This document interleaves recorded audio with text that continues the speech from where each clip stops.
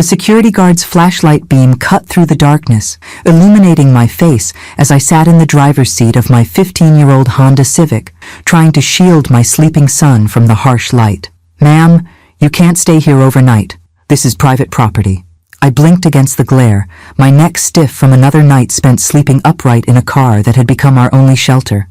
Tommy stirred in the passenger seat, his medication-induced sleep interrupted by the commotion, and I felt the familiar surge of panic that accompanied any disruption to his fragile routine.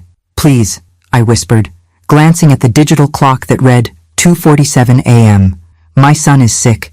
We just need a few more hours." The security guard's expression softened slightly as he took in Tommy's pale face, the medical bracelet on his thin wrist, the prescription bottles organized in the center console like a mobile pharmacy. At 14, my son looked younger, the neurological condition that required constant medication having stunted his growth and left him dependent on treatments we could no longer afford. "Look, lady, I'm sorry about your situation, but I've got my orders. The shopping center's been having problems with people camping out here, and management is cracking down."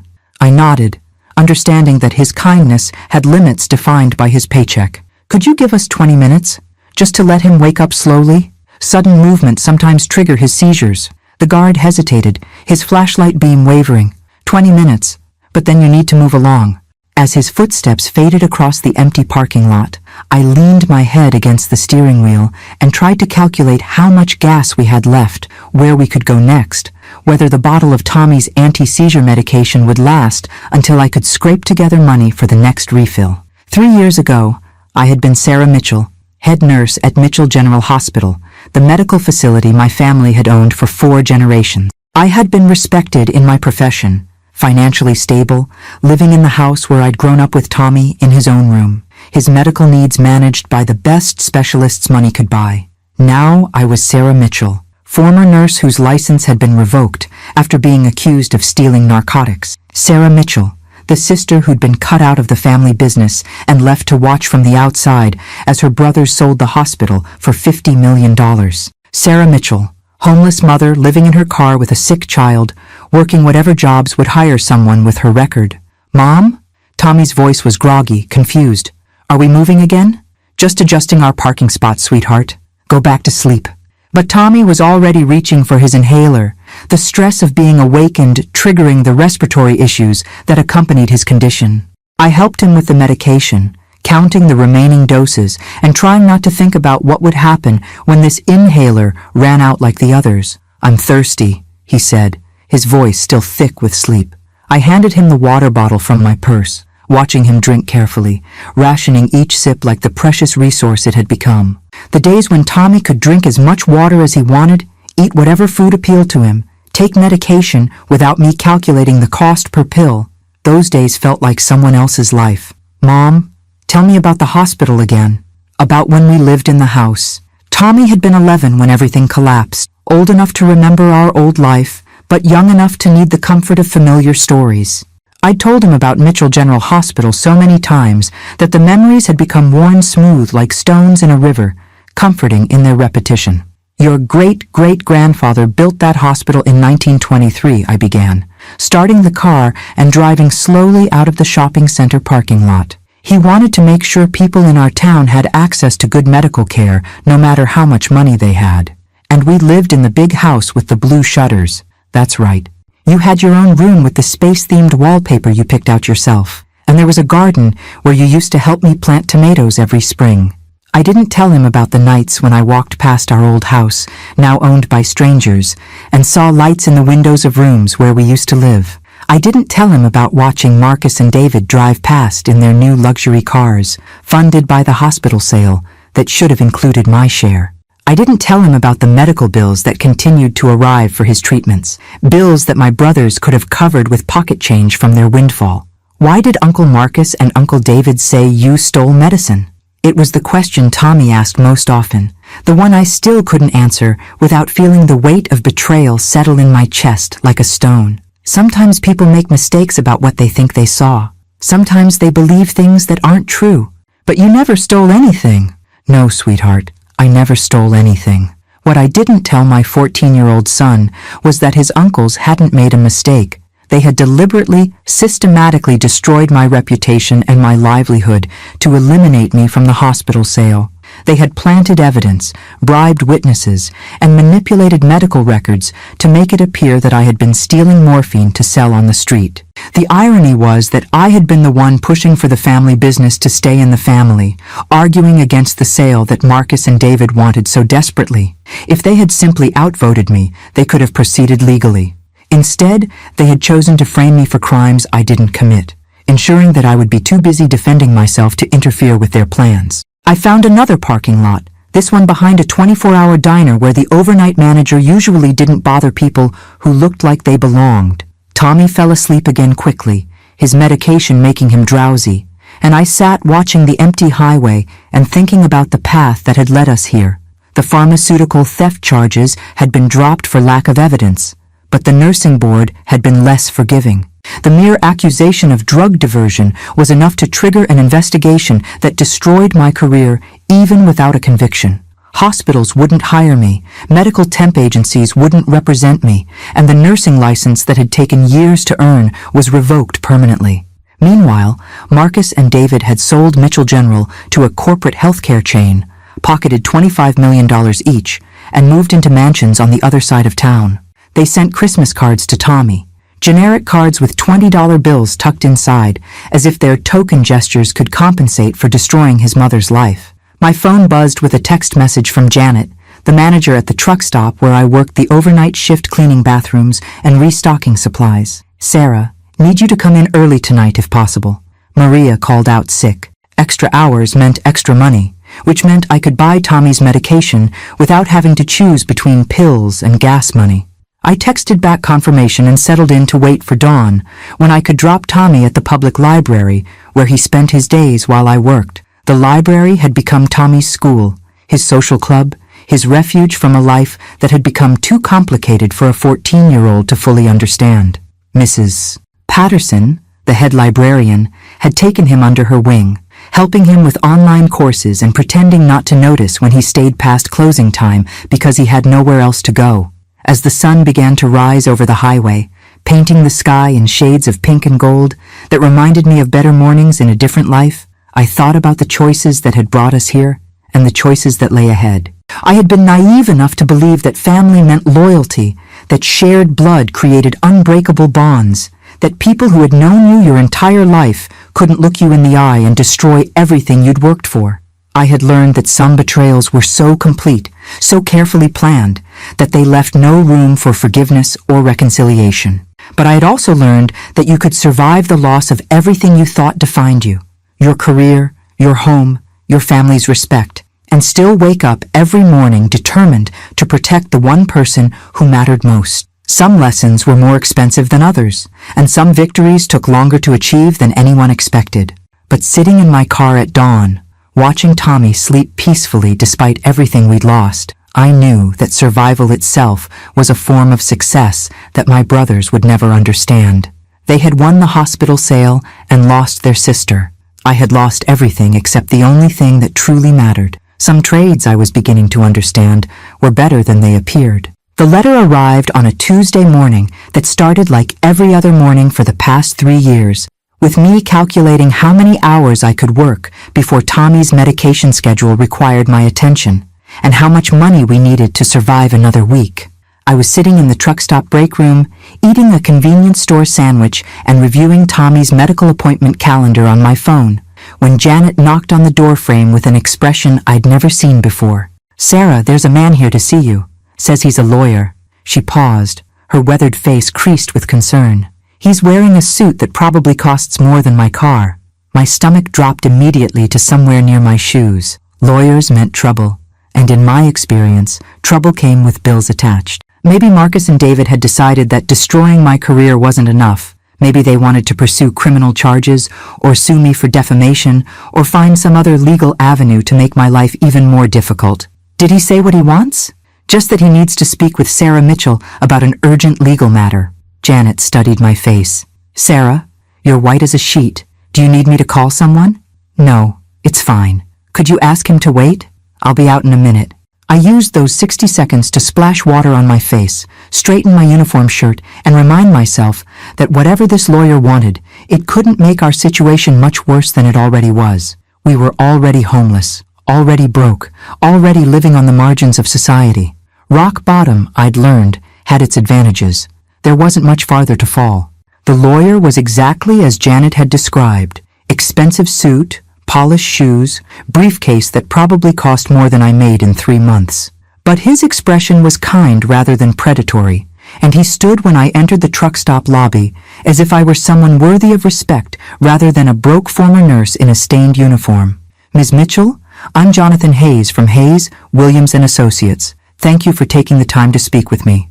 I have to warn you, Mr. Hayes, if you're here about money owed to someone, you're going to be disappointed. I don't have any assets worth pursuing. He smiled, a genuine expression that reached his eyes. Ms. Mitchell, I'm not here to collect anything from you. I'm here because my client, Robert Wellington III, recently passed away, and he left specific instructions regarding you in his will. Robert Wellington III. The name was familiar in the way that wealthy people's names are familiar. You see them in newspaper business sections, on hospital wings, attached to charitable foundations. But I couldn't place any personal connection to someone of his stature. I'm sorry, but I think there's been a mistake. I don't know any Robert Wellington. Actually, you do. 10 years ago, you were the head nurse at Mitchell General Hospital when Mr. Wellington was brought to the emergency room in cardiac arrest. According to his medical records, you worked for 18 consecutive hours to stabilize him, refusing to leave his bedside even when other medical staff suggested the case was hopeless. The memory hit me like a physical blow. Robert Wellington, not the billionaire, just the 73-year-old man whose heart had stopped beating in the ambulance, whose family had gathered in the waiting room, expecting to plan a funeral instead of a recovery. I remembered the marathon medical battle, the delicate balance of medications, the moment when his vital signs finally stabilized after what felt like an eternity of uncertainty. I remember him. But Mr. Hayes, I was just doing my job. Any nurse would have... According to Mr. Wellington's personal notes, any nurse would not have done what you did. Most would have followed protocol and prepared the family for the worst. You went beyond protocol, beyond standard care, beyond what anyone expected or required.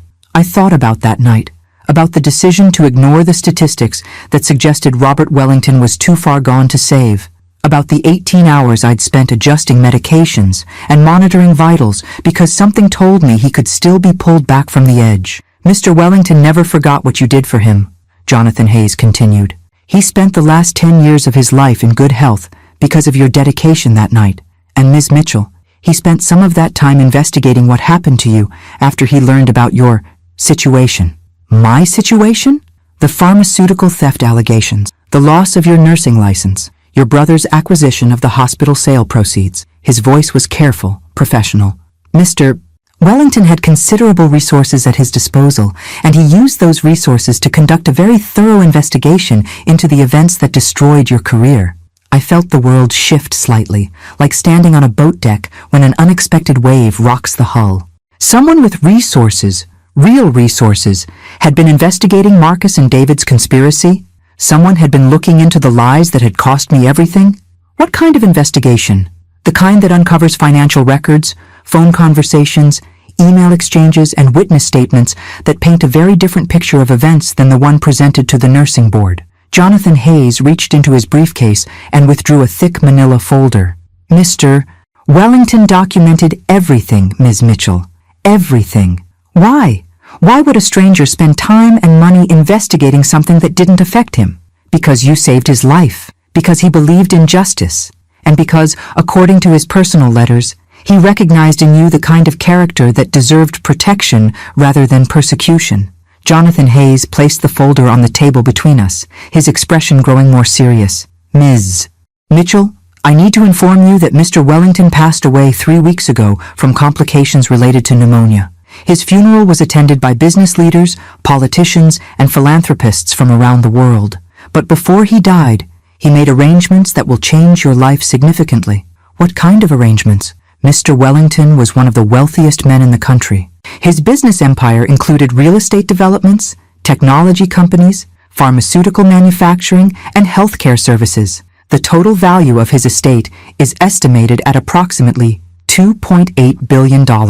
I stared at him, trying to process numbers that felt abstract, meaningless in the context of my truck stop, break room, and convenience store sandwich. Mr. Hayes, why are you telling me this? Because Mr. Wellington left his entire estate to you, Ms. Mitchell. All of it. The businesses, the properties, the investment portfolios, the liquid assets, everything. The words hung in the air like smoke, visible but impossible to grasp. I looked around the truck stop break room, the vending machines, the time clock where I punched in for my overnight shifts, the bulletin board covered with notices about healthcare benefits I couldn't afford, and tried to understand how this conversation was happening in this place. That's not possible. It's very possible. And it's already been processed through probate court. The estate transfer is complete, pending your acceptance of the inheritance terms. Inheritance terms? Jonathan Hayes opened the folder and withdrew a letter written in careful handwriting on expensive stationery. Mr. Wellington left this for you personally.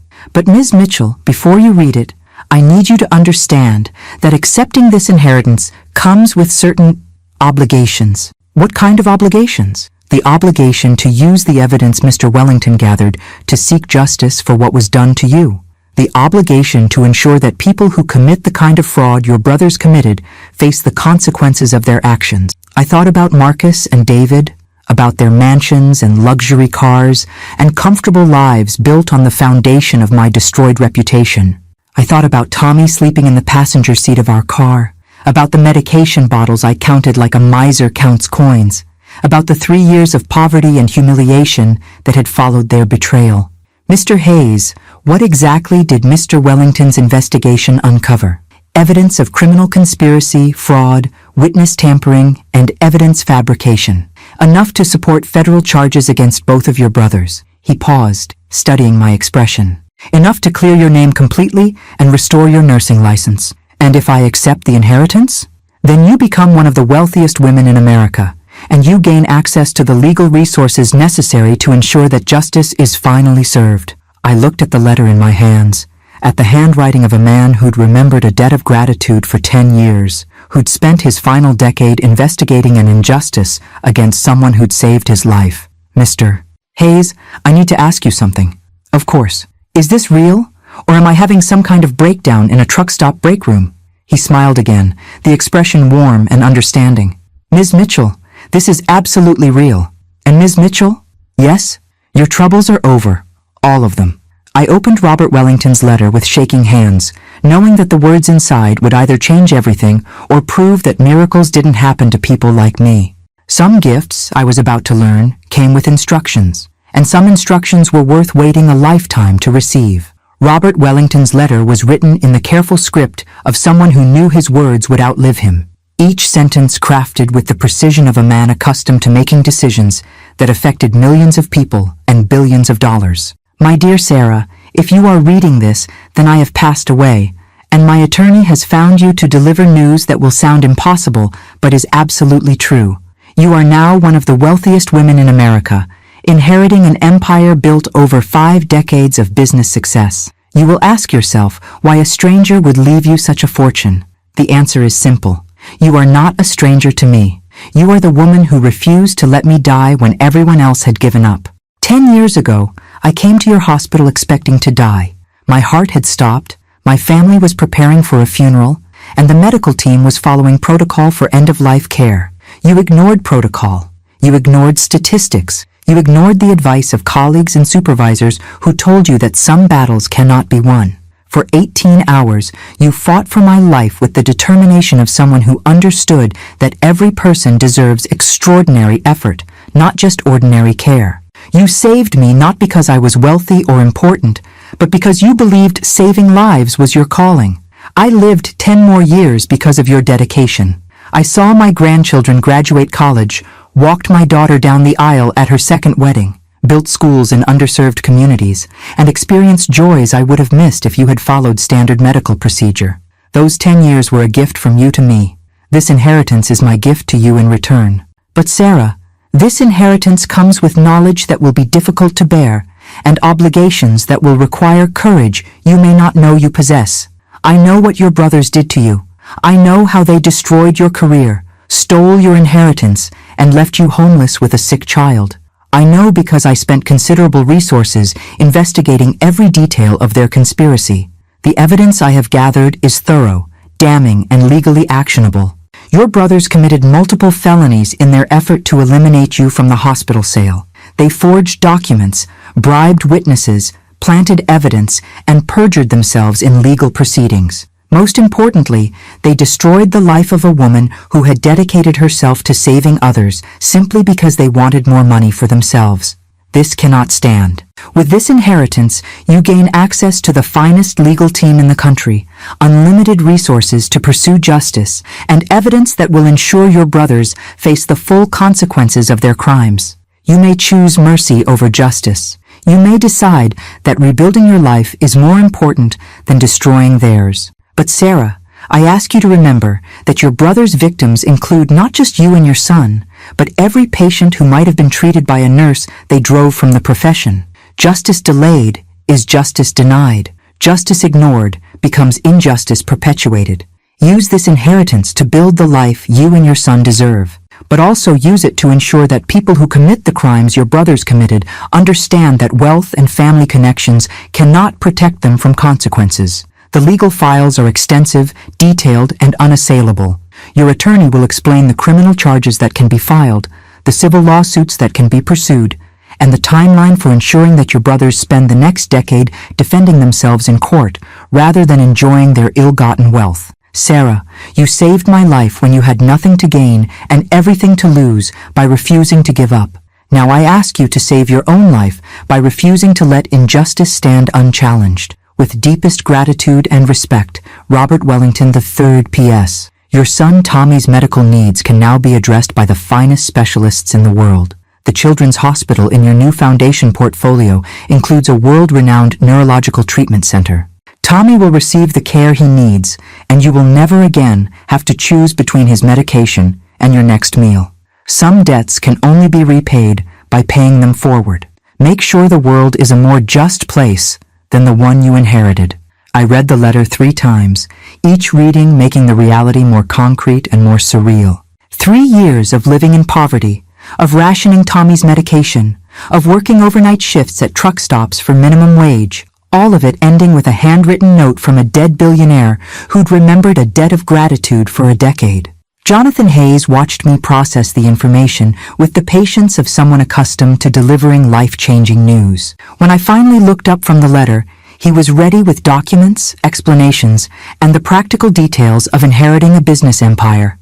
Ms. Mitchell, we need to discuss immediate steps. First, housing for you and your son. There's a penthouse apartment in downtown that belonged to Mr. Wellington, fully furnished, secure, available immediately. Second, medical care for Tommy. I can have appointments scheduled with pediatric neurologists by the end of the week. This is really happening. This is absolutely happening. But Ms. Mitchell, there are decisions you need to make about the criminal investigation. The evidence against your brothers is substantial, but pursuing charges will be emotionally difficult and publicly messy. I thought about Marcus and David, about the way they'd looked at me during the nursing board hearing, not with guilt or regret, but with cold calculation, as if I were a business problem they'd successfully solved. I thought about the Christmas cards they'd sent Tommy, $20 bills tucked inside generic holiday messages, their token gestures of maintaining family contact while enjoying the millions they'd stolen. Mr. Hayes, what exactly did the investigation uncover? Recorded phone conversations between your brothers, discussing how to frame you for drug theft, bank records showing payments to hospital employees who provided false testimony, email exchanges detailing their plan to eliminate you from the hospital sale, document analysis proving that evidence was planted in your personal belongings. They recorded their own conversations? Your brother Marcus apparently kept detailed records of the conspiracy, thinking documentation would protect him if David ever tried to implicate him in wrongdoing. He never imagined that someone with Mr. Wellington's resources would gain access to those records. I felt something cold settle in my chest, not satisfaction exactly, but the recognition that justice had been waiting for the right moment to reveal itself. If I pursue charges, what happens to them? Federal fraud charges carry sentences of 10 to 20 years. Conspiracy charges add additional time. Asset forfeiture procedures would seize their homes, cars, bank accounts, everything purchased with proceeds from the hospital sale. They would lose everything they gained by destroying you. And if I don't pursue charges, then they continue living in their mansions, enjoying their wealth, and believing that destroying their sister's life was a successful business strategy. I thought about Tommy, about the years he'd spent sleeping in cars and public libraries because his uncles had valued money more than family. I thought about the medication we'd rationed, the doctor's appointments we'd skipped, the specialists we couldn't afford to consult about his condition. Mr. Hayes, I need to see my son. I need to tell him that everything's going to be different now. Of course, but Ms. Mitchell, the media will learn about this inheritance within hours. Mr. Wellington's estate was significant enough that business reporters monitor probate filings. Your story, Homeless Former Nurse Inherits Billions, will be front-page news, which means Marcus and David will find out too. They'll find out, and they'll likely attempt to contact you. They may claim innocence, offer apologies, or suggest that family reconciliation is more important than legal proceedings. I thought about my brother's capacity for manipulation, their talent for making their victims feel guilty for the damage they'd caused. 3 years ago, I'd been vulnerable to their gaslighting, too shocked by their betrayal to think clearly about revenge or justice. Now I was no longer vulnerable. Now I had resources they couldn't match and evidence they couldn't refute. Mr. Hayes, I want to pursue every possible criminal charge against both of my brothers. I want them to experience the same fear, uncertainty, and financial devastation they imposed on me and my son. I'll contact the federal prosecutor this afternoon. And Mr. Hayes, I want them to find out about the charges the same way I found out about losing everything, suddenly, publicly, and without warning. Consider it done, Ms. Mitchell. As I walked back to the truck stop parking lot to wake Tommy and tell him we were going home, to a real home with his own room and unlimited medication and access to the best doctors in the world, I thought about the strange mathematics of justice. For 3 years, I'd believed that good people sometimes suffered while bad people prospered. Now I understood that sometimes justice was just waiting for the right person to deliver it. Some debts apparently were repaid with interest, and some inheritances came with obligations that turned out to be privileges. Tommy's reaction to the news was typically 14-year-old practical, cutting through the surreal magnitude of our situation with questions that reminded me why he'd always been my anchor to reality. So we don't have to sleep in the car anymore? Never again. And I can have my medication without you counting the pills first? All the medication you need from the best doctors in the country. And Uncle Marcus and Uncle David are going to jail? I paused at that question, studying my son's face as we sat in the parking lot of our old life, the truck stop where I'd worked the overnight shift just hours before learning I was worth nearly $3 billion. Probably, yes, if the evidence is as strong as Mr. Hayes believes it is. Tommy nodded with the matter-of-fact acceptance of someone who'd learned early that adults sometimes made terrible choices that hurt people they were supposed to protect. At 14, he understood betrayal better than most people twice his age. Good, he said simply. They hurt us on purpose. People who hurt people on purpose should have consequences. Out of the mouths of babes. Tommy had distilled the moral complexity of my situation into terms that made perfect sense. People who hurt people on purpose should have consequences. The penthouse apartment that Jonathan Hayes had mentioned turned out to be 40 floors above the city where I'd once worked as a respected nurse, where I'd later been publicly destroyed as an accused thief. The elevator ride to the top floor felt like traveling through layers of my own life, past the level where I'd lived in middle-class comfort, past the level where I'd fallen into poverty, up to heights I'd never imagined reaching. Tommy pressed his face against the floor-to-ceiling windows, looking down at the city spread below us like a circuit board of lights and possibilities. Mom, is this really ours? This is really ours. The apartment was furnished with the kind of understated luxury that whispered wealth rather than shouting it. Comfortable furniture that had clearly been chosen for quality rather than flash. Artwork that looked original but not ostentatious. A kitchen stocked with food that didn't come from convenience stores. But the most remarkable feature of our new home wasn't the marble countertops or the designer furniture. It was Tommy's room. A space clearly designed for a teenage boy, complete with a computer, gaming system, and bookshelves filled with novels about adventure and discovery. Robert Wellington had planned for Tommy's comfort with the thoroughness of someone who understood that saving a mother's life meant caring for her child as well. There's something else, I told Tommy as he explored his new room. Mr. Hayes has arranged for you to see a neurologist next week. Dr. Patricia Yamamoto at Children's Medical Center. She's supposed to be one of the best pediatric neurologists in the country. Tommy turned from the window where he'd been watching the sunset paint the city in shades of gold and possibility. Will she be able to help with the seizures? I don't know, sweetheart, but we're going to find out. And Tommy? Whatever she recommends, whatever treatments might help, we can afford them now. All of them. That night, I tucked my son into a real bed in his own room for the first time in 3 years, listening to him breathe normally without the stress-induced wheezing that had become constant during our homeless months. When he was asleep, I walked through our new apartment and tried to process the magnitude of what had changed in a single day. My phone rang at 11:47 p.m. Marcus's number appeared on the screen, and I realized that news of my inheritance had reached my brothers faster than Jonathan Hayes had predicted. Sarah, thank God you answered. I just saw the news about Robert Wellington's will. Honey, we need to talk. The endearment hit me like a physical blow. Honey, as if 3 years of silence and abandonment could be erased with a single word, as if the brother who'd destroyed my life could reclaim the right to use terms of affection. Hello, Marcus. Sarah, this is incredible news. I mean, $2.8 billion? I can't even process numbers that large. You must be in complete shock. I'm processing it. I bet you are. Listen, honey, David and I want to take you to dinner tomorrow night. We need to celebrate this amazing turn of fortune.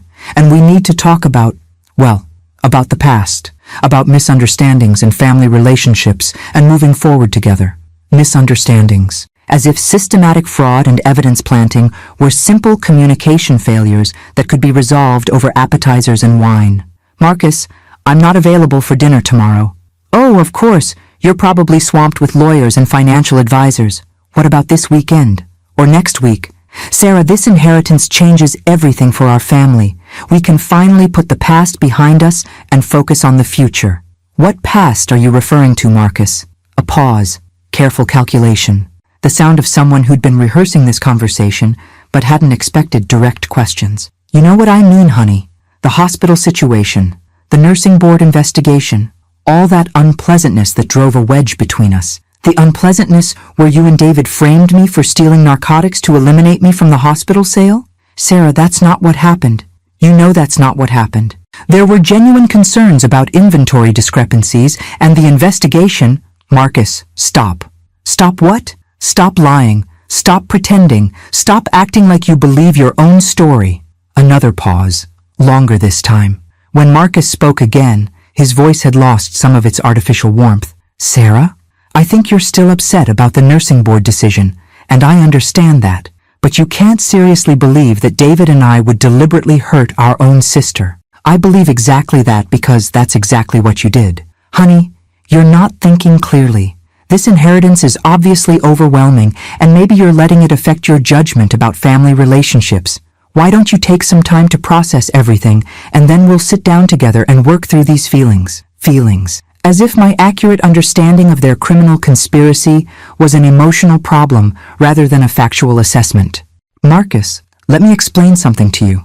Mr. Wellington left me more than money. He left me evidence, recorded conversations, financial records, witness statements. He left me proof of everything you and David did to destroy my life. The silence that followed stretched long enough that I thought he'd hung up. When he finally spoke, his voice was different, harder, more calculating, stripped of the fake warmth he'd been using. Sarah, I don't know what you think you have, but you need to be very careful about making accusations you can't prove. False allegations can have serious legal consequences. Can they? Like the legal consequences of framing your sister for pharmaceutical theft? I'm going to pretend you didn't say that. But Sarah, if you're thinking about pursuing some kind of legal action based on whatever misinformation this Wellington guy collected, you should consider the impact on Tommy. Do you really want to drag your son through a public legal battle that will hurt the whole family? There it was. The threat disguised as concern. The manipulation wrapped in fake worry about Tommy's welfare. Marcus was already trying to use my love for my son as a weapon against me, just like he'd used my vulnerability as a single mother to make his theft accusations seem credible. Marcus, I want you to listen very carefully to what I'm about to tell you. I'm listening. Tomorrow morning, federal agents will be contacting you and David about criminal charges related to fraud, conspiracy, witness tampering, and evidence fabrication. The charges will be followed by asset forfeiture procedures to seize everything you bought with money stolen from the hospital sale. You can't be serious. I'm completely serious. You destroyed my life for money, Marcus. Now you're going to discover what that actually costs. Sarah, your family. We're family.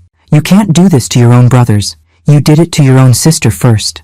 I hung up the phone and stood in my new living room, looking out at the city lights and thinking about family loyalty, criminal justice, and the difference between forgiveness and accountability. Some relationships, I was learning, didn't survive the discovery of what people were really capable of doing to each other, and some justice was worth waiting 3 years to deliver. Tomorrow, my brothers would wake up to discover that destroying their sister's life had consequences they'd never anticipated. Tonight, I would sleep in a real bed for the first time in 3 years, knowing that my son was safe in his own room, and that justice was finally coming for the people who thought family connections made them untouchable. Some inheritances, I realized, included the power to balance scales that had been tipped in the wrong direction for far too long. The knock on my door came at 6:22 a.m., sharp and official in the way that only federal agents managed to achieve. Through the penthouse's security monitor, I watched 2 men in dark suits show their badges to the doorman, their expressions carrying the focused intensity of people conducting serious business at an unseemly hour. I wasn't their target. I was their key witness. Ms. Mitchell, I'm Agent Rodriguez. This is Agent Thompson, FBI Financial Crimes Division. We'd like to discuss the Wellington investigation with you. I led them to the living room where Tommy was eating breakfast and getting ready for his first day at the private school that Jonathan Hayes had enrolled him in, a place where his medical needs could be accommodated and his education could continue without the disruptions that had characterized our homeless years. Tommy, could you finish getting ready in your room? These gentlemen need to talk with me about some legal matters. My son looked at the federal agents with the careful assessment of someone who'd learned to evaluate adults based on their potential to disrupt his fragile stability. Agent Rodriguez smiled at him, a genuine expression that seemed to pass Tommy's inspection. Cool apartment, Tommy said, gathering his new school supplies. Mom, what time will you pick me up? 3:30, just like we discussed. And Tommy, if you need your medication during the day, the school nurse has everything she needs. After Tommy left for school, driven by a professional service that included security protocols I was still learning to accept, I sat down with the federal agents who would determine whether my brothers faced consequences for their crimes or continued living as if destroying their sister had been a successful business strategy. Ms. Mitchell, we've reviewed the evidence that Mr. Wellington's investigation team compiled. The documentation is extensive and appears to support multiple federal charges against both of your brothers. Agent Thompson opened a file that looked thick enough to contain a novel. Recorded conversations, financial records, witness statements, document analysis. It's one of the most thorough fraud investigations we've seen from a private source. What exactly did Mr. Wellington's team discover? Evidence that your brothers engaged in criminal conspiracy to defraud you of your inheritance by fabricating evidence of pharmaceutical theft. Agent Rodriguez consulted his notes. Phone recordings where they discuss planting morphine vials in your personal belongings. Bank records showing payments to hospital employees who provided false testimony. Email exchanges detailing their timeline for eliminating you from the hospital sale. They were that careless with evidence?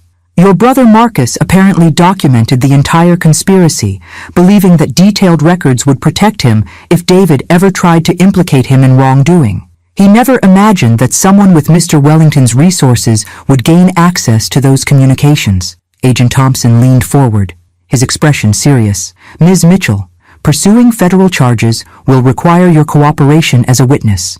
The process will be emotionally difficult, publicly messy, and potentially dangerous if your brothers decide to fight the charges aggressively. Dangerous how? Desperate people facing long prison sentences sometimes make poor decisions about intimidating witnesses or destroying evidence. We'll provide protection if necessary, but you should understand that this won't be a quiet legal proceeding. I thought about the phone call from Marcus, about his immediate shift from fake warmth to veiled threats, about the calculation in his voice when he'd tried to use Tommy's welfare as leverage against me. Agent Rodriguez, what happens if I don't cooperate with the prosecution? Then your brothers face no consequences for destroying your life and stealing your inheritance. They continue living in their mansions, enjoying their wealth, and believing that family connections protect them from justice. And if I do cooperate? Then they face federal fraud charges with sentences ranging from 10 to 20 years, plus asset forfeiture of everything purchased with proceeds from their crimes. The choice was simpler than the agents probably expected. My brothers had shown no remorse, offered no genuine apologies, made no attempt to repair the damage they'd caused. Marcus's phone call had been pure manipulation, an attempt to use our biological relationship to escape consequences for deliberate cruelty. I'll cooperate fully with the prosecution. Ms. Mitchell, there's something else you should know. This morning, agents are executing search warrants on both of your brothers' homes and offices. They're being arrested simultaneously to prevent coordination of their defense strategies. I looked at my watch. 8:47 a.m. At this moment, Marcus and David were probably being handcuffed in their expensive homes, reading search warrants that would seize the computers, phones, and financial records that documented their conspiracy. Will they be able to make bail? Given the flight risk assessment and the amount of money involved, we'll be requesting they be held without bond pending trial. But Ms. Mitchell, even if bail is granted, the asset forfeiture procedures begin immediately. Their bank accounts will be frozen, their properties will be seized, and they'll lose access to the wealth they gained by destroying your life. My phone rang. David's number. I showed the screen to Agent Rodriguez, who nodded approval for me to answer. Sarah, what the hell have you done? David's voice was raw with panic and rage. The FBI is tearing apart my house. My wife is crying. My neighbors are staring. I've done exactly what you and Marcus did to me, David. Except I had evidence, and you had lies. You can't be serious about pursuing this. We're family, Sarah. Family doesn't destroy family over business disagreements. Family doesn't frame family for felonies to steal their inheritance. That's not what happened, and you know it. There were legitimate concerns about drug inventory and the investigation. David, stop. The FBI has recordings of you and Marcus planning the entire conspiracy. They have bank records showing payments to witnesses. They have everything. A pause. The sound of someone processing the collapse of everything they thought they'd built their life on. Sarah, listen to me. Whatever you think you know, whatever evidence you think you have, this will hurt Tommy too. Do you want your son to watch his uncles go to prison?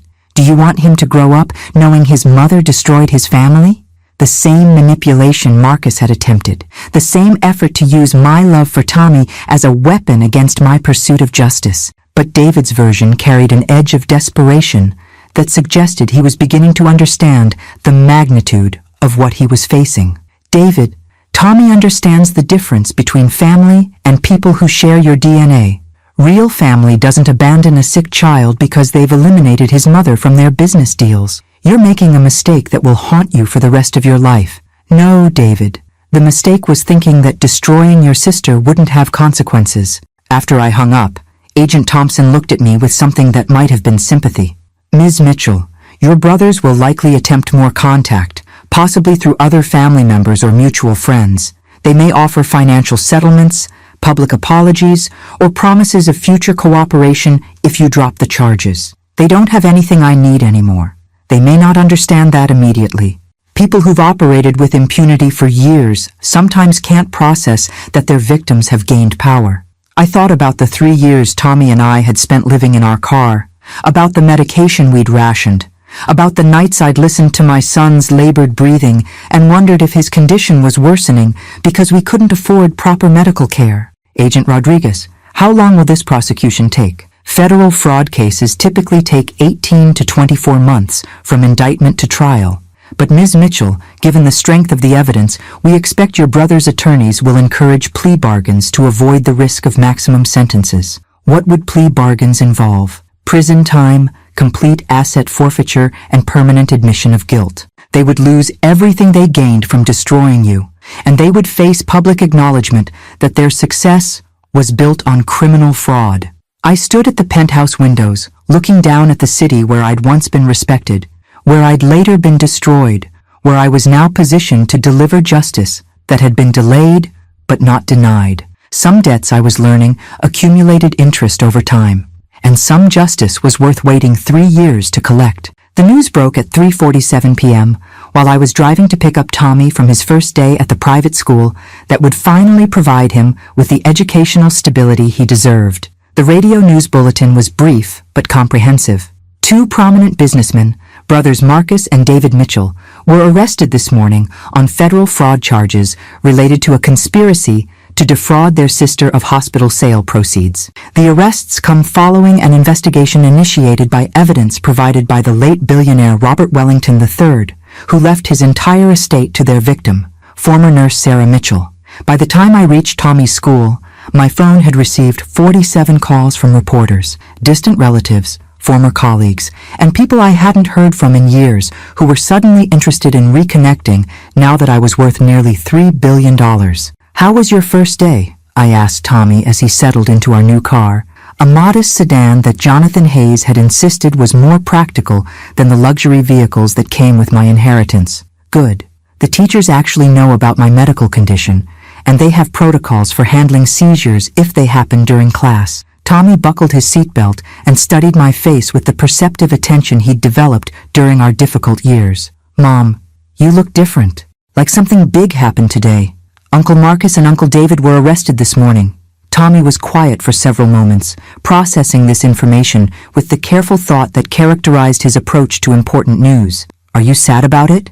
The question surprised me with its directness, but Tommy had learned to cut through adult complications to reach essential emotional truths. "No, sweetheart, I'm not sad. I'm relieved, I think. Like something that was broken is finally being fixed." "Good. They deserved to get in trouble for what they did to us." When we returned to the penthouse, Jonathan Hayes was waiting in the lobby with news that would complicate the already surreal trajectory of our day. "Ms. Mitchell, we need to discuss a development regarding your brother's legal situation. They've retained criminal defense attorneys, and those attorneys have requested a meeting to discuss potential plea negotiations." "Already?" Their lawyers reviewed the evidence this afternoon and advised immediate settlement discussions rather than fighting charges they cannot win. "Ms. Mitchell, they want to make a deal." We rode the elevator to our apartment in silence, Tommy immediately disappearing into his room to start homework assignments that were academically challenging rather than just busy work designed to keep him occupied. For the first time in 3 years, my son was being treated like an intelligent young person with potential rather than a problem to be managed. "What kind of deal are they proposing?" I asked Jonathan once we were settled in the living room that still felt too elegant to belong to people who'd been homeless a week ago. "Complete confession to all charges, surrender of all assets purchased with hospital sale proceeds, 10 years in federal prison for each brother, and a public apology acknowledging the fraud they committed against you." In exchange for what? Avoiding federal trial and the possibility of 20-year sentences. "Ms. Mitchell, their attorneys are recommending acceptance because the evidence against them is overwhelming and incontrovertible." I thought about Marcus and David, about the way they'd looked at me during the nursing board hearing. Cold, calculating, confident that they'd successfully eliminated a problem. They'd shown no remorse then, offered no apologies during the 3 years that followed, made no attempt to help Tommy and me when we were living in our car. "Jonathan, if they accept this plea deal, do they admit guilt publicly?" "Yes. Complete public acknowledgement of the conspiracy, the evidence fabrication, the witness tampering, everything. Their confession would be entered into court records and reported by every media outlet that's been covering this story." "And the 10-year sentences?" "Federal minimum security facilities, but prison nonetheless. They would lose their medical licenses, their business licenses, their ability to practice in any healthcare-related field. They would emerge from prison at ages 70 and 68 respectively, with no assets and no professional prospects." I walked to the windows that had become my thinking space, looking down at the city that held so many different versions of my life: the successful nurse, the destroyed accused thief, the homeless mother, and now the billionaire seeking justice. "Jonathan, what happens to their families, their wives, their children?" Their immediate families weren't involved in the conspiracy, so they retain whatever personal assets existed before the hospital sale. But the lifestyle funded by fraudulent proceeds, the mansions, the luxury cars, the country club memberships, all of that disappears. So their families become innocent victims of their choices. Yes, which is often the most difficult aspect of white-collar criminal prosecution. The conspirators' families suffer consequences for crimes they didn't commit. I thought about my sister-in-law Rebecca, David's wife, who'd never been particularly warm to me but had never actively participated in my destruction. About Marcus's children, my nephews who were now teenagers and would spend their high school years watching their father serve a prison sentence for fraud. Jonathan, could we structure a settlement that provides support for their families while still holding Marcus and David accountable? What did you have in mind? What if we establish education funds for their children, modest living allowances for their wives, enough to ensure they don't lose their homes or their stability, but funded separately from any plea agreement? Jonathan studied my face with the expression of someone trying to understand motivations that seemed inconsistent with seeking maximum punishment. Ms. Mitchell, that's remarkably generous considering what your brothers did to you and Tommy. It's not generous. It's strategic. I want Marcus and David to face full consequences for their choices, but I don't want their children to pay the price for their parents' crimes. Tommy and I know what that feels like. I can include family support provisions in the settlement negotiations. But Ms. Mitchell, your brother's attorneys will likely interpret your willingness to support their families as evidence that you're open to reducing the criminal penalties as well. Then make it clear that family support and criminal accountability are separate issues. Their wives and children get protection from financial devastation, but Marcus and David still serve their prison sentences and lose everything they stole. My phone rang, a number I didn't recognize, but when I answered, Rebecca's voice was unmistakable. Sarah, please don't hang up. I know you have every right to hate our family, but I need to talk to you about the children. Rebecca, I don't hate your family. I hate what David and Marcus did to mine. The attorneys are saying David could go to prison for 10 years.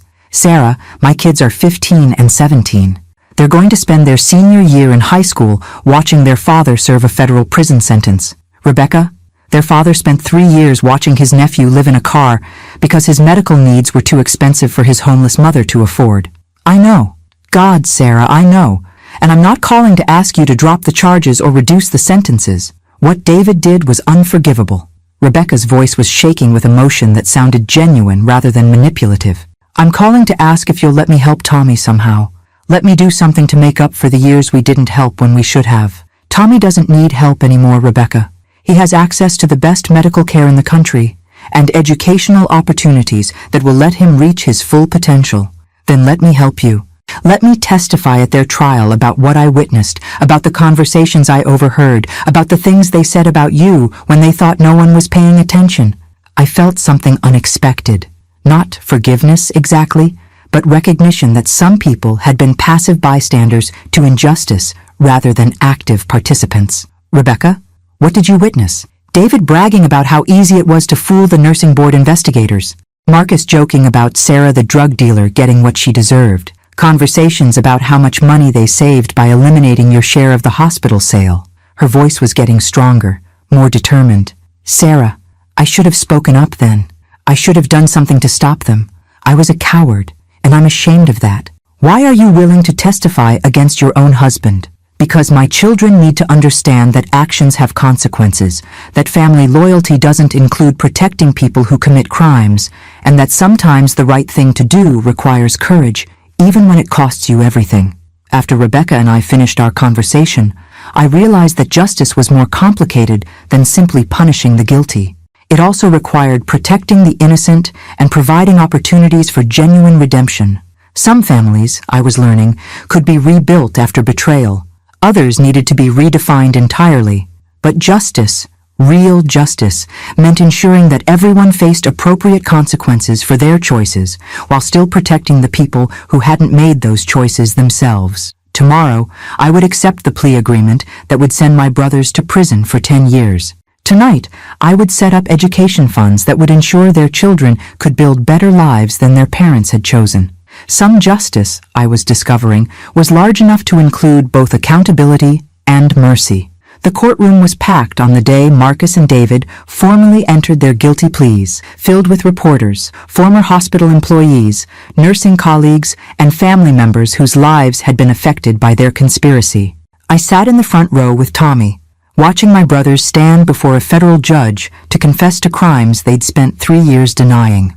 Judge Patricia Harrison reviewed the plea agreements with the methodical precision of someone who'd presided over thousands of criminal cases and understood the difference between justice and vengeance. Mr. Marcus Mitchell, you are pleading guilty to conspiracy to commit fraud, evidence tampering, witness intimidation, and racketeering. Do you understand that this plea carries a mandatory 10-year federal prison sentence? Yes, Your Honor. And you acknowledge that your actions caused financial and emotional damages to your sister Sarah Mitchell and her minor son, including loss of professional license, homelessness, and inability to afford medical care for a child with chronic health conditions? Marcus's voice was barely audible. Yes, Your Honor. Mr. David Mitchell, you are entering identical guilty pleas with identical acknowledgments? Yes, Your Honor.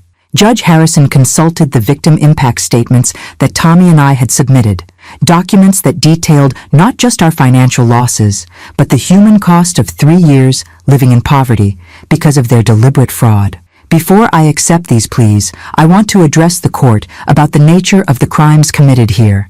These defendants didn't steal from strangers or corporations. They systematically destroyed the life of their own sister, a healthcare professional who had dedicated her career to saving lives in order to increase their personal wealth from a business sale. The judge's words carried weight in the silent courtroom, and I saw several reporters taking detailed notes about her comments. They fabricated evidence, bribed witnesses, and perjured themselves in legal proceedings to eliminate their sister from receiving her rightful inheritance. As a result of their conspiracy, Ms. Sarah Mitchell lost her nursing license, her home, her financial security, and her ability to provide adequate medical care for her disabled son. The court finds these crimes particularly egregious because they involved the deliberate betrayal of family relationships and trust. The defendants used their victim's love for her son as a vulnerability to be exploited, knowing that a single mother with medical bills would be desperate enough to appear guilty of pharmaceutical theft. Judge Harrison looked directly at Marcus and David, her expression stern but not vindictive. The plea agreements include complete asset forfeiture of all property and investments purchased with proceeds from the fraudulent hospital sale. Both defendants will surrender their medical licenses, their business assets, and their ability to work in any healthcare-related field following their release from federal prison. Additionally, both defendants will make public statements acknowledging their guilt and the impact of their crimes on their victims. These statements will be distributed to all media outlets covering this case. The asset forfeiture portion of the sentencing was comprehensive and devastating. Marcus and David would lose their mansions, luxury cars, investment portfolios, and country club memberships. They would begin their prison sentences immediately and emerge 10 years later with no money, no professional prospects, and permanent felony records that would affect the rest of their lives. But perhaps more importantly, they would serve those 10 years knowing that their victim had used their stolen inheritance to build something extraordinary. Because while they sat in federal prison, I would be using Robert Wellington's gift to transform healthcare access for people who couldn't afford quality medical treatment. After the sentencing, Jonathan Hayes and I met with reporters outside the courthouse to announce the launch of the Mitchell Foundation for Healthcare Access, a $2 billion initiative that would provide free medical care, nursing education scholarships, and support for healthcare workers facing false accusations or professional persecution. Ms. Mitchell, one reporter asked, do you feel vindicated by today's sentences? I thought about the question while looking at the courthouse steps where Marcus and David had been led away in handcuffs an hour earlier. I feel like justice has been served, and Tommy and I can finally move forward with our lives. But more importantly, I feel like we can use this experience to help other people who face similar situations. What do you mean by similar situation? Healthcare workers who are falsely accused of misconduct, families who can't afford medical treatment for their children, people who believe that wealth and family connections protect them from consequences for criminal behavior. Are you satisfied with the 10-year sentences? I'm satisfied that my brothers will face appropriate consequences for their choices while their families receive support to rebuild their lives. Justice isn't just about punishment. It's also about restoration and prevention. Tommy, standing beside me with the confidence that came from knowing his medical needs would never again be rationed due to cost, added his own perspective to the media coverage. My uncles hurt us because they wanted more money. he said, with the direct honesty that 14-year-olds bring to complex situations. Now, they have no money, and we have enough money to help other kids whose families can't afford medicine. That seems fair to me. That evening, Tommy and I had dinner at the penthouse with Dr. Patricia Yamamoto, the pediatric neurologist who had become not just his doctor, but a consultant for the Foundation's children's medical initiatives. Tommy's seizure activity has decreased by 70% since beginning the new medication protocol, Dr. Yamamoto reported. His cognitive function is improving, his energy levels are higher, and he's responding well to the physical therapy program. What's the long-term prognosis? I asked. With consistent treatment and monitoring, Tommy should be able to live a completely normal life. The neurological condition that seemed so limiting when he couldn't access proper care is quite manageable with the right medical support. I looked at my son, who was reading a book about marine biology, a subject he'd become passionate about since gaining access to educational resources that challenged rather than simply accommodated his medical needs. Tommy, Dr. Yamamoto says you might be interested in attending the Marine Science Summer Program at Woods Hole next year. Really? The one where you can work with actual researchers on ocean conservation projects? The same one. If you're interested, the Foundation will sponsor other students whose families can't afford the program fees. Tommy's smile was radiant. Mom, do you think Uncle Marcus and Uncle David ever imagined that stealing our inheritance would end up helping so many other people? I think they probably imagined keeping all the money for themselves and never facing any consequences for what they did to us. Then they were pretty bad at imagining, Tommy said with the matter-of-fact assessment that had become his trademark response to adult failures. Later that night, after Tommy was asleep in his own room with access to all the medical monitoring equipment that ensured his safety, I stood at the penthouse windows looking down at the city where my life had been destroyed and rebuilt. My phone showed 17 missed calls from Marcus and David's prison facility. Apparently they were still trying to negotiate, still trying to manipulate, still unable to accept that their victim now possessed resources they couldn't match and resolve they couldn't break. I didn't return their calls. Some conversations were no longer necessary. Some relationships couldn't be rebuilt after betrayal. But some justice was worth waiting 3 years to deliver, and some victories were sweet enough to justify the suffering that preceded them. Tomorrow, the Mitchell Foundation would begin accepting applications from nursing students who couldn't afford medical school tuition, from families whose children needed expensive treatments, from healthcare workers facing false accusations similar to the ones that had destroyed my career. My brothers had stolen $50 million from me to increase their personal wealth. I was using $2.8 billion to ensure that other people facing similar situations would have resources to fight back. Some inheritances, I was learning, were worth more than money. They were worth the opportunity to transform injustice into opportunity, suffering into service, and betrayal into a foundation for building something beautiful from the wreckage of what had been destroyed. Justice, it turned out, was not just about punishment. It was about using power responsibly to protect people who didn't yet have power to protect themselves. And sometimes, the greatest victory was not destroying your enemies, but building something so valuable from their betrayal that they spent the rest of their lives understanding what they'd really lost when they chose greed over family. 2 years after my brother's imprisonment, I stood in the lobby of the Mitchell Foundation Medical Center, watching the dedication ceremony for our new wing devoted to treating children with neurological conditions. The facility represented everything that had emerged from the ashes of our family's destruction. World-class medical care funded by justice, staffed by professionals who understood that healing required both clinical expertise and genuine compassion.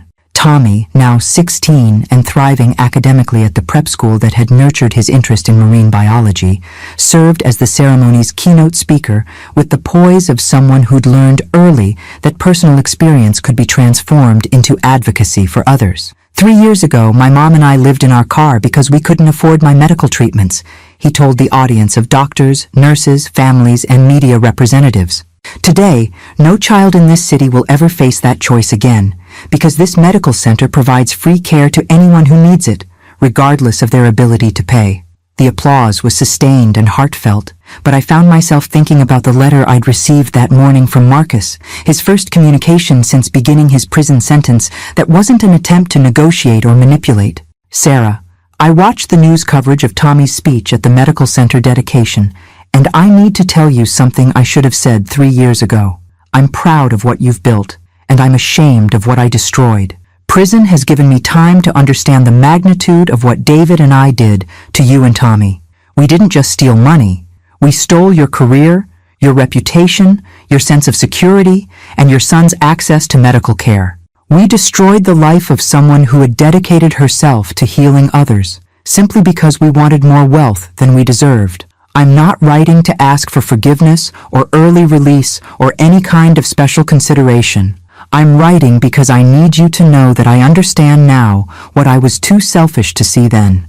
You were always the best of our family, and we eliminated you because your integrity made our greed look uglier than we could bear. The medical center you've built will help thousands of children over the coming decades. The nursing scholarships you've funded will train healthcare workers who understand that service means sacrifice. The legal defense fund you've established will protect other professionals from the kind of false accusations we used against you.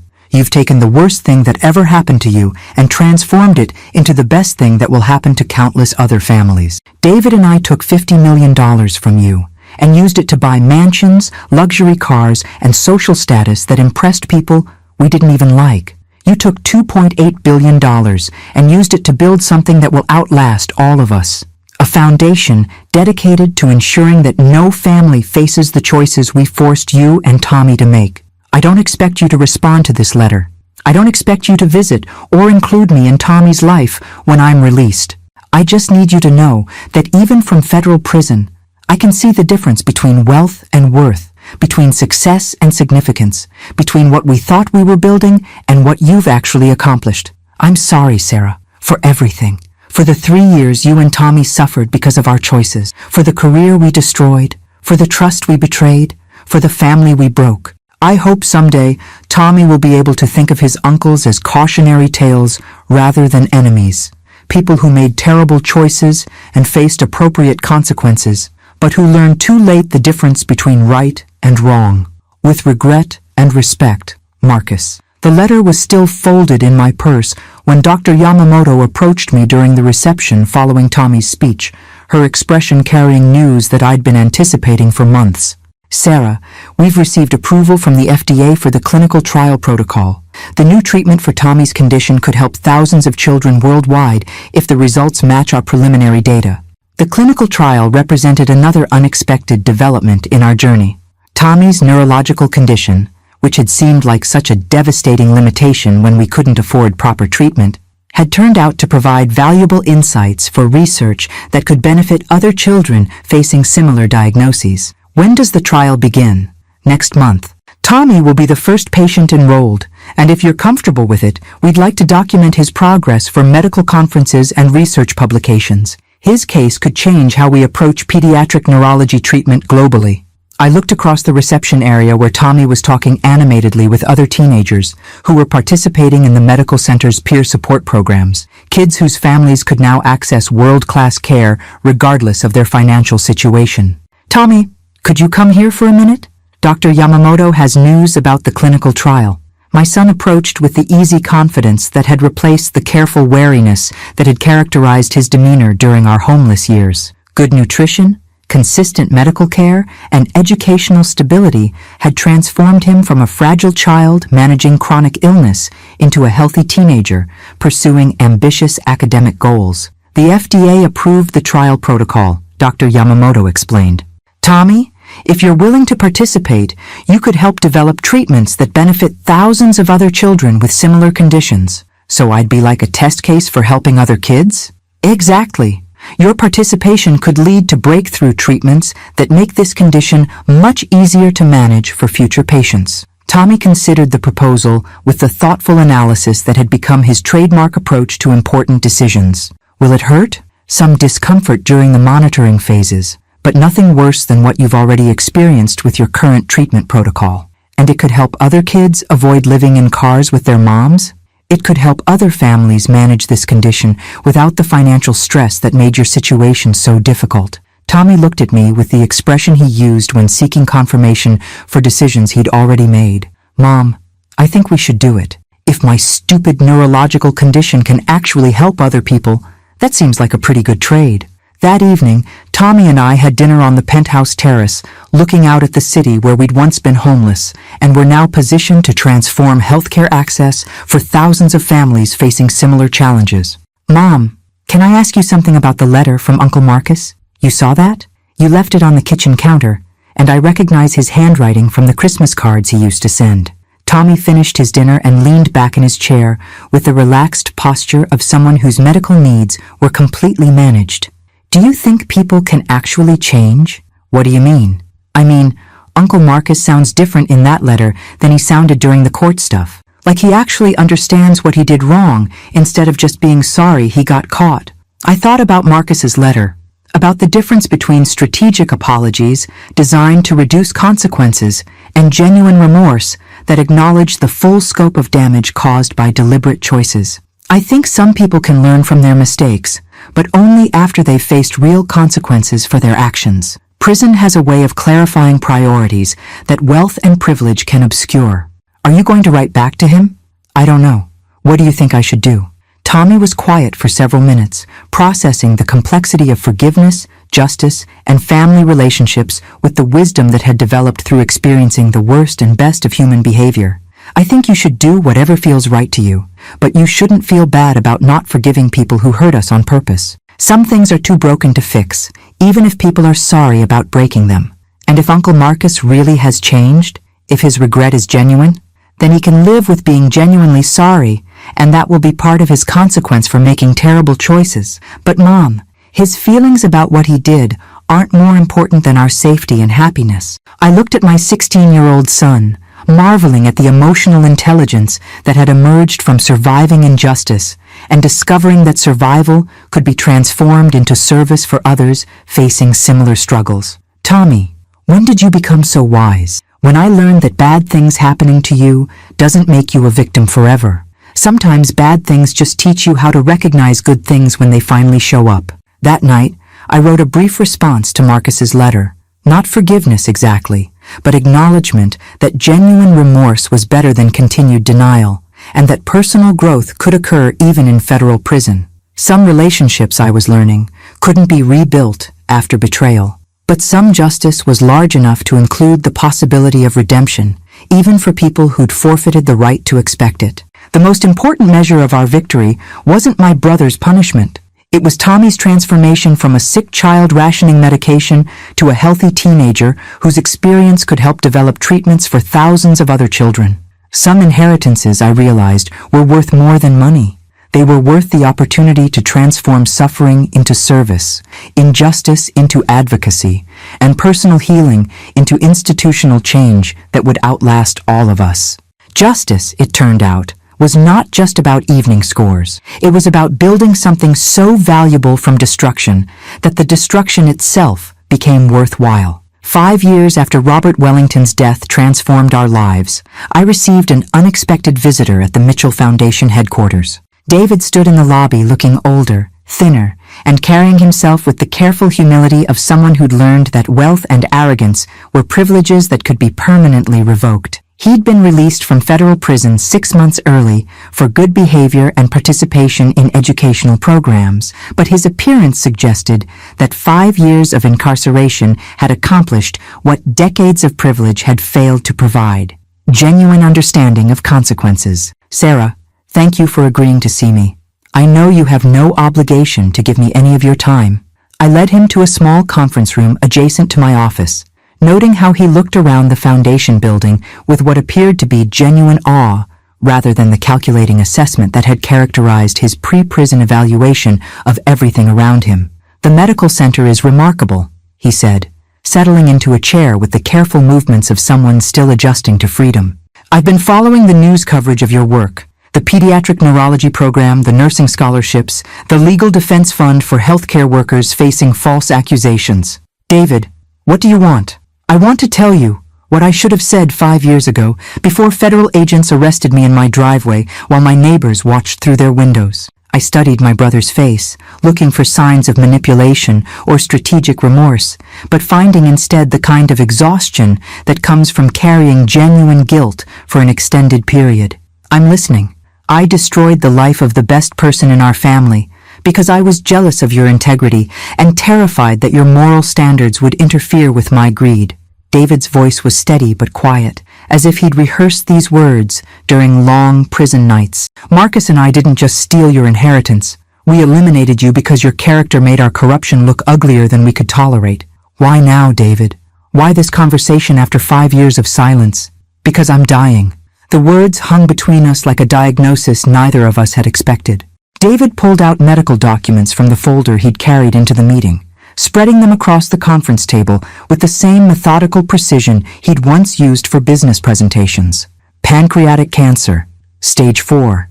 The prison medical facility detected it during routine screening 3 months before my release. The oncologists are recommending palliative care rather than aggressive treatment. I looked at the medical reports, my nursing background automatically processing the terminology, prognosis timelines, and treatment options outlined in clinical language that couldn't soften the brutality of the diagnosis. How long? 6 to 8 months, possibly less. The cancer is aggressive and has already metastasized to my liver and lungs. David, I'm sorry. Whatever happened between us, I wouldn't wish this on anyone. I'm not here for sympathy, Sarah. I'm here because I have something that belongs to you, and I need to return it before I die. David reached into his jacket and withdrew a small velvet jewelry box that I recognized immediately. Our mother's engagement ring, the one that was supposed to pass to the next generation of Mitchell women, the one that had disappeared from her estate items after the funeral. You took Mom's ring? Marcus and I divided her jewelry when we settled the estate. We told ourselves you didn't deserve anything from the family assets since you weren't contributing to the hospital's success. His voice carried shame that sounded genuine rather than performative. Sarah, we stole from you before we ever framed you for pharmaceutical theft. We'd been systematically eliminating you from family inheritance for years. I took the ring box, feeling the weight of jewelry I'd never expected to see again, remembering our mother wearing it during family dinners and holiday celebrations when our relationships had been built on love rather than financial calculation. Why are you returning it now? Because I spent 5 years in federal prison learning the difference between family and people who share your DNA. Because I watched news coverage of Tommy's medical research participation and realized that the nephew I helped make homeless is now contributing to breakthrough treatments that will help thousands of other children. David pulled out another folder, this one containing what appeared to be financial documents and legal paperwork. There's something else. Marcus and I had offshore accounts that the federal investigation didn't discover. Money we'd hidden in the Cayman Islands and Switzerland. Funds that weren't seized during the asset forfeiture proceedings. I felt my stomach clench with the familiar mixture of anger and disappointment that accompanied every revelation about the scope of my brother's financial crimes. How much money? Approximately $12 million in hidden assets. Money that rightfully belongs to you as part of the hospital sale proceeds we stole. David spread out bank statements and account information with the thoroughness of someone making a final confession. I'm transferring all of it to the Mitchell Foundation, not as charity or apology, but as restitution for theft. David, the statute of limitations on additional criminal charges has expired, yes, but Sarah, I'm not returning this money to avoid prosecution. I'm returning it because keeping stolen assets while dying of cancer seems like the kind of moral failure that defines how people remember you after you're gone. I looked at the financial documents, calculating how $12 million additional dollars could expand the Foundation's programs, fund more scholarships, provide free medical care to even more families facing impossible choices between treatment and financial survival. What about Marcus? Does he know about these accounts? Marcus died in prison 18 months ago. Heart attack during his sleep, the stress of incarceration, and the weight of what we'd done. His body couldn't handle it. David's voice broke slightly. Sarah, my brother died knowing that the worst thing he'd ever done was destroying his sister's life for money he didn't need to buy things that didn't make him happy. I absorbed this news. Marcus's death, David's terminal diagnosis, the hidden millions that represented years of additional theft, and realized that the Mitchell family as I'd known it was ending with this conversation. David, what do you want from me? Forgiveness? Reconciliation? Some kind of deathbed absolution? I want you to know that watching you transform our betrayal into a foundation that serves thousands of people has been the only source of pride I've felt since federal agents handcuffed me in my driveway. David gathered the financial documents into neat stacks. You took the worst thing Marcus and I ever did and used it to build something beautiful. And that's enough for you? Sarah, I destroyed my own sister's life and spent 5 years in federal prison for fraud. I'm dying of cancer with no family relationships, no friends, no legacy except criminal conviction and the knowledge that I caused immeasurable suffering to people I was supposed to protect. David stood slowly, preparing to leave this conference room and return to whatever remained of his life. But my sister, the sister I betrayed, has built a medical foundation that will help people for generations. She's turned my nephew into a young man who participates in clinical trials to help other children with similar conditions. She's created scholarship programs that will train nurses who understand that healing requires both clinical skill and genuine compassion. David, that's enough for me, Sarah, knowing that our family's story ends with your triumphs rather than our crimes. That's more redemption than I deserve and more legacy than I had any right to hope for. After David left, I sat in the conference room, holding our mother's engagement ring and thinking about family, forgiveness, and the strange mathematics of justice that sometimes included mercy, even when mercy wasn't requested or expected. Tomorrow, I would deposit $12 million in hidden assets into the foundation's accounts, funding expanded programs that would help thousands more families facing medical crises. Tonight, I would call Tommy and tell him about his Uncle David's terminal diagnosis and his Uncle Marcus's death, helping my son process the end of family relationships that had been broken beyond repair but had somehow contributed to building something valuable from their destruction. Some stories, I was learning, ended not with reconciliation, but with understanding. Some justice was large enough to include both consequences and compassion. And sometimes, the greatest victory wasn't destroying your enemies. It was building something so meaningful from their betrayal that their crimes became the foundation for extraordinary service to others. David would die knowing that his theft had funded medical care for thousands of children. That wasn't forgiveness exactly. But it was a kind of redemption that neither of us had expected when this story began. 1 year later, I stood beside Tommy at David's graveside service, a small gathering of perhaps 20 people who had come to witness the end of a life defined more by its mistakes than its accomplishments. The funeral director had asked if I wanted to speak at the service, and I'd agreed, though not for the reasons most people probably expected. David Mitchell was my brother, I began, looking out at the faces of people who had known him before federal prison transformed him from a successful businessman into someone learning the difference between wealth and worth. He was also someone who made terrible choices that hurt people he was supposed to protect and love. Tommy stood beside me with the quiet dignity that had become his trademark, now 17, and preparing for early admission to marine biology programs at several prestigious universities. His participation in the clinical trials had led to breakthrough treatments that were already helping children around the world manage neurological conditions that had once seemed insurmountable. David spent the last year of his life trying to understand how greed had transformed him into someone who could destroy his own family for financial gain. He didn't ask for forgiveness. He knew that some actions move beyond the possibility of forgiveness into territory where the best you can hope for is understanding. I looked down at the casket that contained a man who had died, knowing that his crimes had ultimately funded medical care for thousands of children, nursing education for hundreds of students, and legal defense for healthcare workers facing false accusations. But David also spent his final months ensuring that his remaining assets were transferred to the Mitchell Foundation, bringing the total restitution to nearly $15 million. Money that had been stolen from our family is now providing free medical care to families who can't afford treatment for their children. The irony wasn't lost on anyone present. David's theft had been transformed into the largest donation in the foundation's history. I'm not here to praise my brother or to suggest that good intentions at the end of life erase years of deliberate harm. I'm here to acknowledge that sometimes the most valuable thing people can do is face the truth about their choices and try to repair whatever damage is still repairable. After the service, Tommy and I drove to the Mitchell Foundation Medical Center, where construction crews were putting finishing touches on the new research wing that would house the pediatric neurology program that had grown out of Tommy's treatment and clinical trial participation. Mom, do you think Uncle David understood what he'd really done to us? I thought about David's final months, about the way terminal illness had stripped away the rationalizations and self-deception that had allowed him to live with the consequences of destroying his sister's life. I think dying gave him clarity that wealth and privilege had prevented him from developing earlier. But Tommy, understanding consequences and facing consequences aren't the same thing as erasing consequences. What do you mean?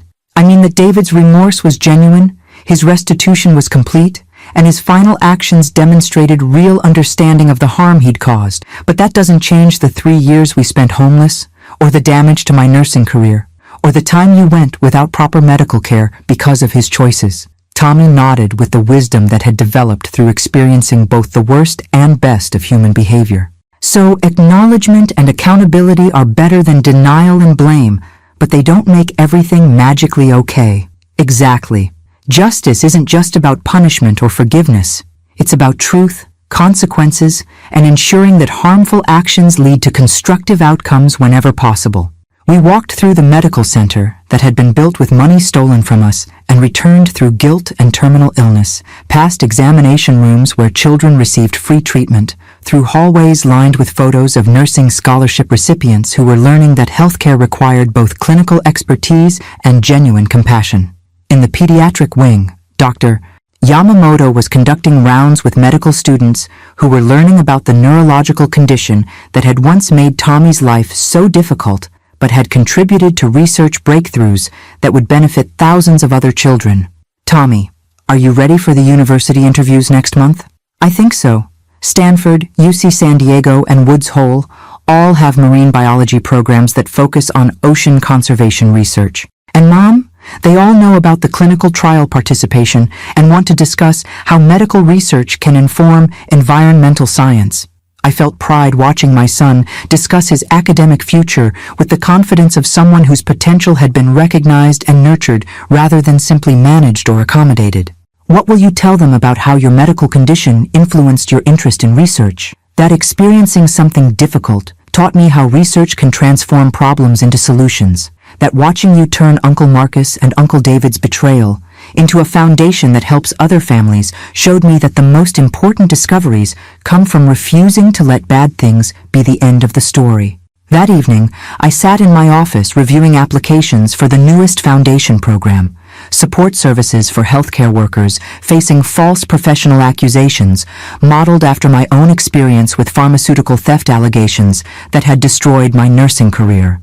The applications were heartbreaking and inspiring in equal measure. Nurses accused of medication errors they hadn't committed, doctors facing malpractice claims based on fabricated evidence, healthcare workers whose careers had been destroyed by institutional politics and professional jealousy.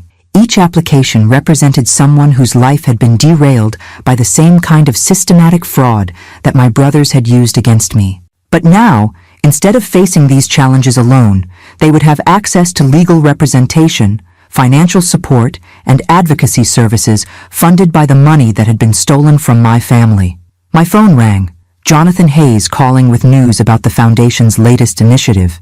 Sarah, the nursing scholarship program has received applications from over 3,000 candidates this year. We're funding full tuition and living expenses for 200 nursing students who are committed to working in underserved communities after graduation. 200 future nurses who understand that healthcare is about service rather than profit. Exactly. And Sarah, there's something else. Harvard Medical School wants to establish the Sarah Mitchell Chair in Medical Ethics, funded by an endowment that would support research into preventing professional fraud and protecting healthcare workers from false accusations. I thought about the path that had led from sleeping in a car with a sick child to having an endowed chair at Harvard Medical School named in my honor. Jonathan, 5 years ago, I was a homeless former nurse with a revoked license. Now Harvard wants to create an endowed chair focused on the ethical issues that destroyed my career. 5 years ago, you were someone who'd been victimized by professional fraud. Now you're someone who's transformed that experience into institutional change that will protect other healthcare workers from similar victimization. After Jonathan and I finished discussing the Harvard endowment, I walked through the penthouse that had become our home, looking at photos that chronicled Tommy's transformation from a sick child to a healthy teenager preparing for university.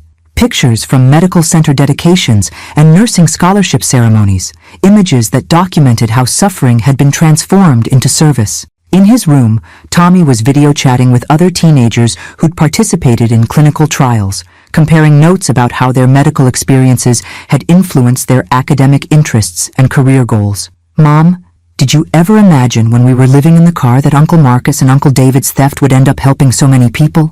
Never. I thought their betrayal was just destruction, just loss, just proof that family loyalty didn't mean anything to people who valued money more than relationships. But it turned out to be the beginning of everything we built, instead of just the end of everything we lost. I looked at my son, marveling at the insight that had developed through surviving injustice, and discovering that survival could be transformed into service for others facing similar struggles. Tommy, what do you think is the most important thing you learned from everything that happened to us? That bad things happening to you doesn't make you a victim forever. That good people sometimes face terrible situations that aren't their fault, but become their responsibility to transform. That the difference between tragedy and triumph isn't what happens to you. It's what you decide to build from whatever's left after the damage is done. I kissed my son goodnight and walked to the windows that had become my thinking space, looking down at the city where my life had been destroyed and rebuilt, where Tommy's medical needs had transformed from devastating limitation to valuable research contribution. Somewhere in a federal prison 5 years ago, Marcus had died knowing that his greatest crime had become the foundation for his sister's greatest contribution to healthcare access. Somewhere in a cemetery today, David rested knowing that his theft had ultimately funded medical care for thousands of children whose families faced the same impossible choices he'd forced us to make. And somewhere in our penthouse tonight, Tommy was preparing for a university career built on research that had grown from his own medical challenges, proving that suffering could be transformed into service when approached with courage, wisdom, and resources sufficient to turn personal experience into institutional change. I discovered that the venganza más dulce wasn't destroying the people who betrayed me. It was building something so meaningful from their betrayal that their crimes became the foundation for extraordinary service to others. Some inheritances arrive as money. Others arrive as opportunities to transform injustice into advocacy, suffering into service, and personal healing into institutional change that outlasts everyone involved. The most valuable thing Robert Wellington left me wasn't $8 billion. It was the power to ensure that my brother's worst choices became the foundation for my family's greatest contributions. The end. 옆에 빨간 텐트 아저씨. 내가 그렇게 시끄럽게 했나?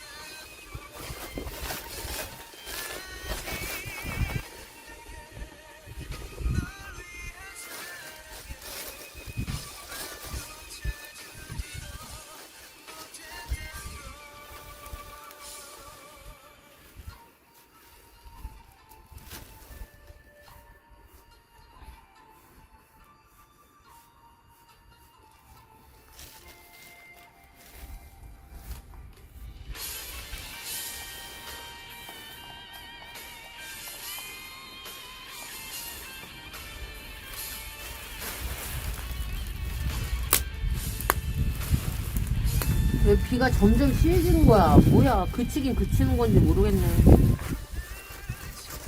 안 그치면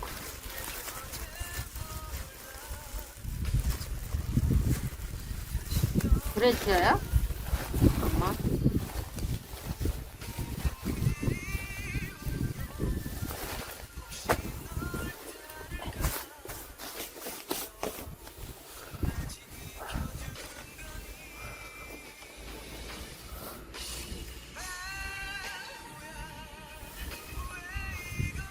내일 가든 모레 가든 해야지 뭐.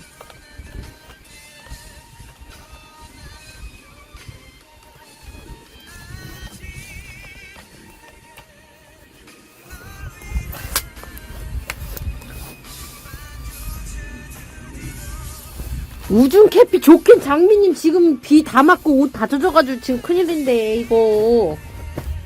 아이고. 비 더 쏟아지기 전에 우산 가지고 와야겠다. 아 이거 젖으면 잘 때 추운데. 띠니 오빠 왜?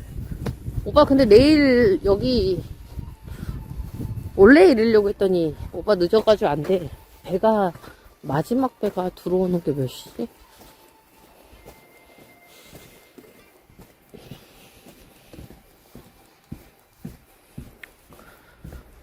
성질내다니.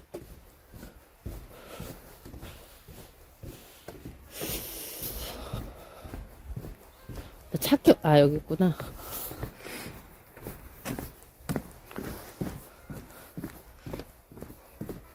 띠니 오빠 보트 타려면 저기 어디 여기 아니고 충청도로 가야지. 띠니 오빠랑 보트 타려면 충청도에서 번개하기로 했어. 우산 혹시 비 올 때 어머 비가 계속 쏟아져. 빨리 옷 더 젖기 전에. 아 이거 진짜 너무 심각한데 지금.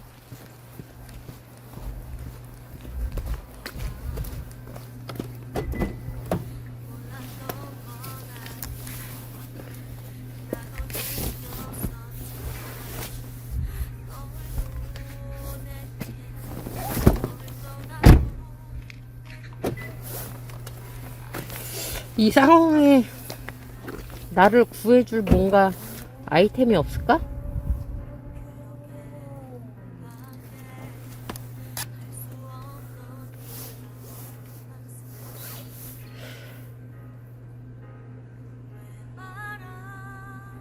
타프가 있긴 있는데 칠 줄 몰라.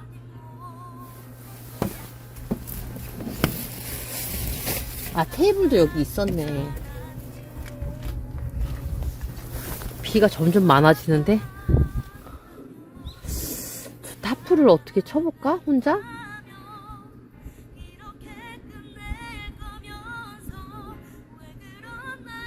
타프 치면 내가 내일도 또 잘 수 있는데 일단 텐트가 젖어가지고 지금 바닥도 그렇고. 호텔 갈까? 여기 호텔이 어딨어.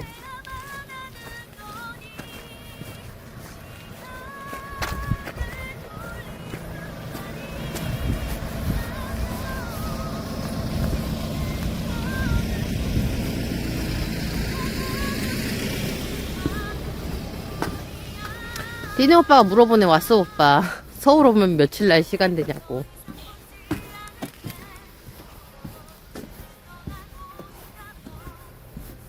아니면 내가 널 보내야만 해.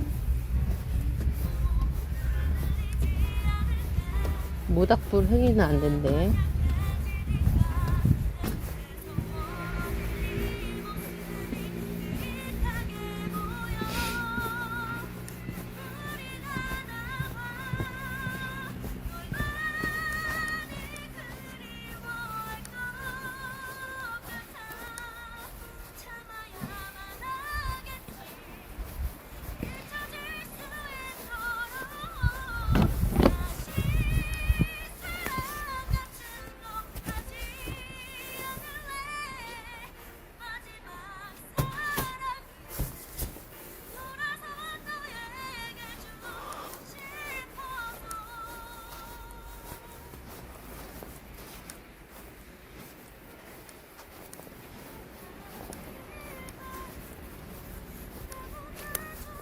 금연 해수욕장 모닥불 금지.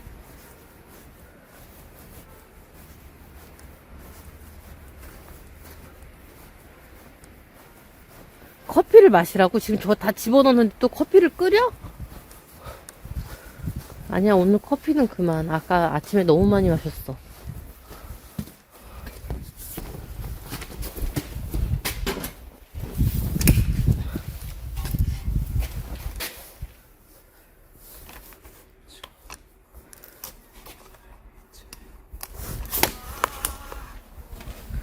바닷가를 보면서 생각을 해보세요. 무슨 생각을 그렇게 하고 싶은가?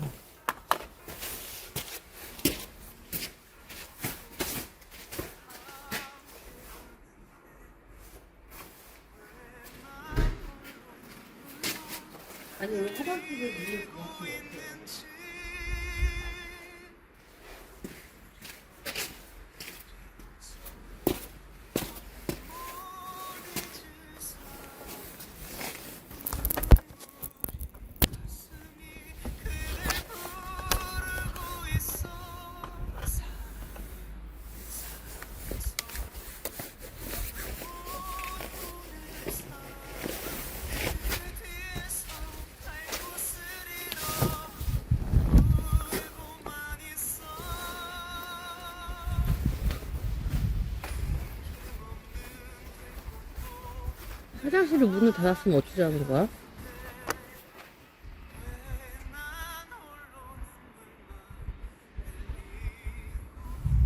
이 사람들 화장실 어떻게 간다고 여기다가 다 자리를 해놨지? 이 사람들은?